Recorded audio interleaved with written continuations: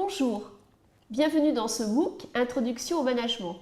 Aujourd'hui, nous avons le plaisir d'accueillir Monsieur Alain Retière-Lehideux, qui est directeur d'activité logicielle chez LexisNexis.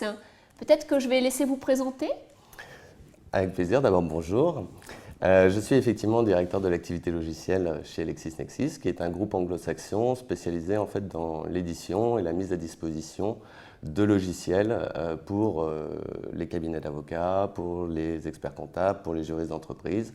La logique étant ce qu'on appelle des verticaux métiers, c'est-à-dire de prendre en fait un domaine de compétences et de leur mettre à disposition un outil pour faciliter en fait le travail en fait de cette fonction.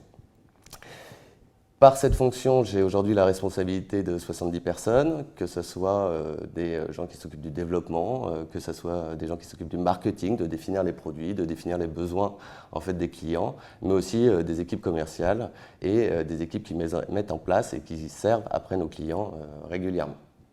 Très bien. Alors aujourd'hui, on s'interroge sur la première responsabilité du métier de manager, qui est de décider et de prendre des décisions. Qu'est-ce que vous en pensez ? Je pense qu'aujourd'hui, un manager prend des décisions, mais il les prend de moins en moins seul. Je pense qu'aujourd'hui, on est effectivement en management, en tout cas dans des grands groupes ou des groupes anglo-saxons, on est dans un management participatif où en fait, on apporte une idée, on l'échange et à un moment, effectivement, il y a une décision qui est collégiale pour effectivement aller vers telle ou telle solution. Le manager doit quand même effectivement être celui qui propose ou qui dirige effectivement la discussion et qui, au final, de toute façon, effectivement, va trancher s'il y a un besoin de trancher. Mais souvent, on va chercher en tant que manager à chercher l'adhésion des gens et donc à chercher en fait un consensus, mais qui soit celui qui va dans la politique de l'entreprise, qui va en fait dans la bonne décision par rapport en fait à la stratégie qu'a l'entreprise. Très bien. Est-ce que vous pensez que motiver des personnes différentes dans une équipe est un challenge difficile? Est-ce que vous avez des recettes? Comment faites-vous? Alors, des recettes, je pense qu'on essaye tous d'en avoir, mais elles ne sont malheureusement pas universelles. Pourquoi? Parce que déjà, tout simplement, dans la logique de management, vous managez des hommes. Donc, en fait, vous tombez sur la problématique de l'humain. Et chaque humain est construit d'une certaine façon, a une certaine vision de la vie, une certaine vision du travail, une certaine vision de son travail. Ensuite, l'entreprise a elle-même une politique à appliquer, une vision. Et donc, en fait, tout ce qui est lié en fait, à cette motivation, du moins à cette gestion, se repose avant tout effectivement sur l'humain. Et donc, il faut savoir s'adapter en tant que manager, ce qui est extrêmement difficile, en fait, à l'humain et aux différents types de caractères et aussi aux différentes obligations que vous donne l'entreprise pour effectivement aller vers les objectifs que sont les vôtres, qui sont ceux de votre équipe.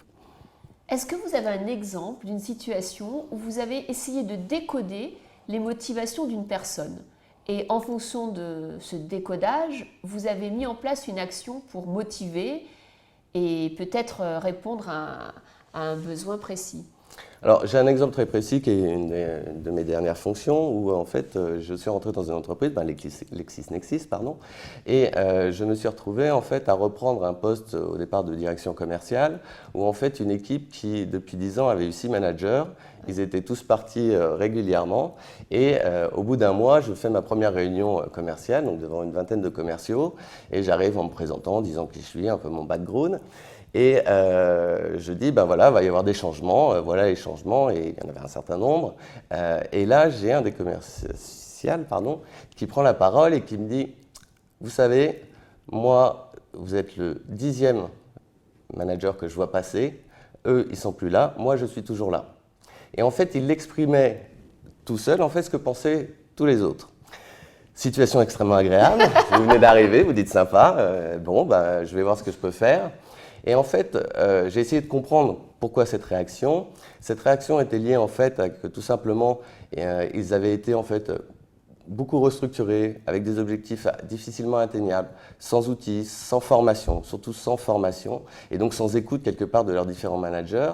Et la première chose que j'ai fait, c'est tout simplement de répondre au téléphone, c'est-à-dire de leur montrer que j'étais avec eux au quotidien, tous les jours, et que j'ai commencé par montrer une certaine expertise et démontrer surtout une forte rigueur en fait, dans la capacité en fait, de m'investir dans l'aide que je pouvais leur apporter, et ce qui a fait que ça a développé assez rapidement une confiance vis-à-vis en fait, de moi. Donc c'est plutôt du leadership dans ce cas-là. Et ça a permis que 2 ans après, ma plus belle réussite professionnelle, c'est qu'ils sont tous venus dans mon bureau m'offrir une belle bouteille de vin en me remerciant de ce que j'avais fait pour eux. Il n'y a pas meilleur résultat que celui-là, c'est-à-dire ceux que vous avez formés viennent vous dire merci en tout cas pour ce que tu fais pour nous. Ah oui, bel exemple. Alors on dit également qu'au cœur du métier du manager, il y a celui de développer les talents et essayer de développer les hommes de son équipe en valorisant les compétences critiques de chacun afin de leur proposer des beaux parcours de carrière. Comment vous voyez l'accompagnement et le développement des talents donc, dans le métier de manager ? En fait, je le vois plus loin que simplement l'accompagnement, la formation. Je pense qu'un manager, aujourd'hui, c'est d'ailleurs ce qui fait défaut chez les jeunes managers, devrait passer beaucoup plus de temps à transférer son savoir et à faire en fait que ses commerciaux ou ses informaticiens ou ses marketeurs deviennent des experts plutôt que de passer du temps effectivement à faire du leadership, c'est-à-dire à leur montrer finalement comment ils font. Je pense qu'aujourd'hui, un manager doit prendre le temps et passer du temps à former ses équipes et perdre du temps, parce qu'il est toujours plus facile de faire quand on est un expert dans un domaine que de faire faire. Or, malheureusement, la force du déploiement et donc la force du faire-faire est bien plus importante dans une entreprise, tout simplement parce que vous déployez là où vous êtes tout seul, vous déployez sur 10, 15, 20 personnes, effectivement, cette capacité à faire bien et à faire sans vous, quelque part, à prendre une autonomie. Donc, je pense que la formation, et donc la formation après devient effectivement liée à la personne, parce que vous apportez effectivement un cadre, vous apportez une connaissance, vous apportez des techniques, mais après chacun par rapport à sa personnalité, par rapport à son vécu, son background, va effectivement le personnaliser et le prendre effectivement vis-à-vis de lui. Dans toutes mes expériences, j'ai toujours été contre effectivement la notion de clone, c'est-à-dire que vous prenez quelqu'un, je ne sais pas, vous avez un commercial qui sort de une grande école, quelqu'un ESSEC, peu importe, HEC, et vous allez embaucher tous ces mêmes profils. Non, je pense que le multiculturel dans une équipe, le fait de venir d'environnements différents, d'expériences différentes, fait la force effectivement de l'équipe et fait que la formation que vous donnez va être amplifiée et va s'améliorer par le partage des connaissances. Donc pour moi, la formation est est une action qui est individuelle, liée effectivement à la capacité de la personne, mais elle est liée aussi à une dynamique de groupe et à une motivation. D'accord. Et en tant que manager, est-ce que vous pensez qu'il est indispensable d'être leader ou est-ce qu'on peut être un bon manager sans être leader? Et en fait, quelle est la différence entre un manager et un leader?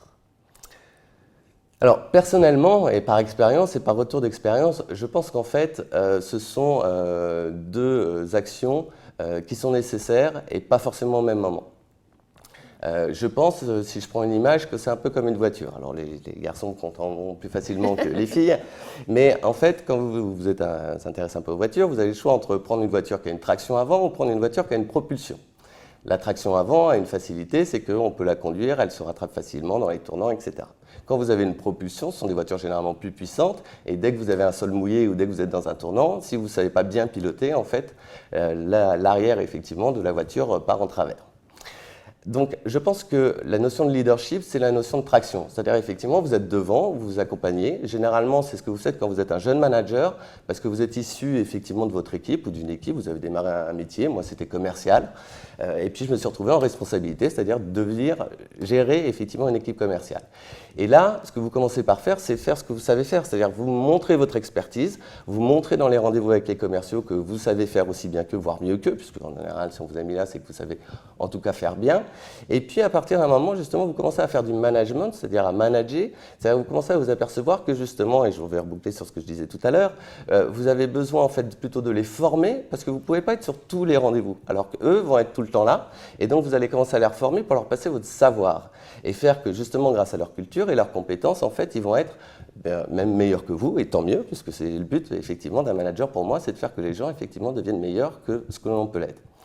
Je pense que plus on prend des responsabilités, après plus on prend des équipes, plus on perd en fait cette notion de leader, parce qu'on perd en fait cette notion d'expertise, et on va devenir alors beaucoup plus effectivement manager, c'est-à-dire manager. Le manager vient de managere, qui est en italien, qui veut dire conduire par derrière, contrairement à leader qui vient de l'anglais, qui veut dire être suivi en fait. Dans cette manager, on va effectivement mettre les outils, faire des plans de formation, des stratégies pour amener en fait les gens vers en fait effectivement la résolution d'objectifs. Donc Là où je vais dire que c'est un peu comme une voiture pour reprendre l'image, c'est que finalement la meilleure solution, si on veut être en toute sécurité, c'est prendre une 4 roues motrices et d'avoir effectivement un cerveau électronique qui, selon le besoin, va faire que ce sont les roues arrière qui poussent ou que ce sont les roues avant qui conduisent. Donc j'aime bien cette image en me disant que le manager, finalement, c'est le cerveau électronique et il a deux armes, le leadership ou le management, qui va lui permettre effectivement d'atteindre les objectifs qu'on lui fixe selon que la route soit sinueuse, pas sinueuse, etc. etc.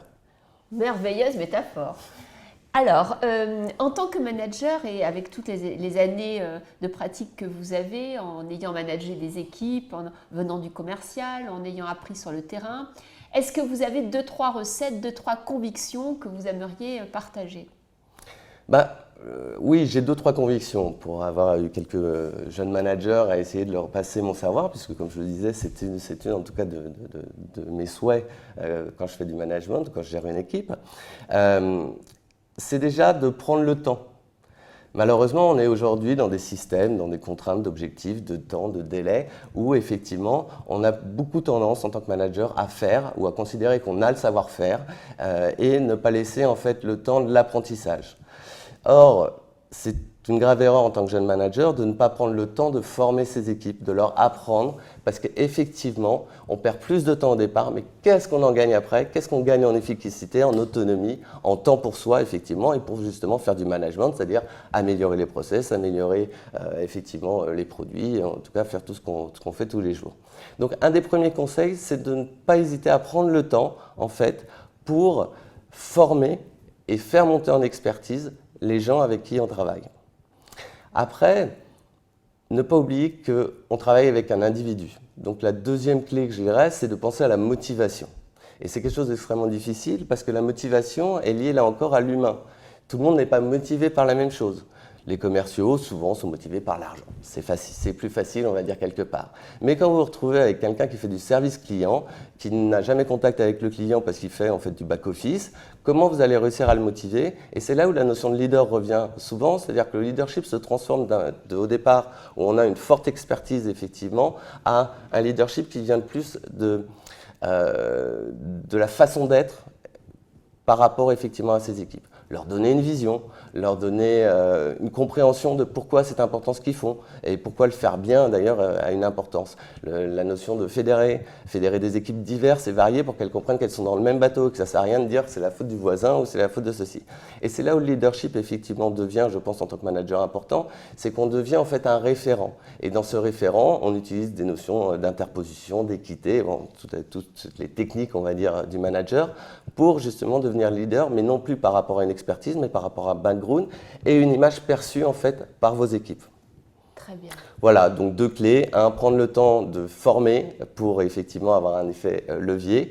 Et la deuxième chose, ne pas oublier effectivement que l'image qu'on projette, et un truc tout bête, c'est qu'on dit qu'il faut arriver le matin souriant si on veut avoir une équipe effectivement qui soit souriante. Voilà. Très bien. Donc pour conclure, on peut dire qu'il y a un effet mimétique entre le manager et ses collaborateurs, qu'il est important de motiver des personnes différentes et puis surtout de comprendre leurs frustrations ou quelque part les fausses barbes qui font que quelque part elles puissent avoir des motivations non exprimées. Et enfin, cette magnifique image sur l'automobile qui nous permet de comprendre que manager, c'est à la fois être leader et manager, c'est à la fois donner le rythme et organiser. Merci beaucoup pour cette interview. Merci à vous.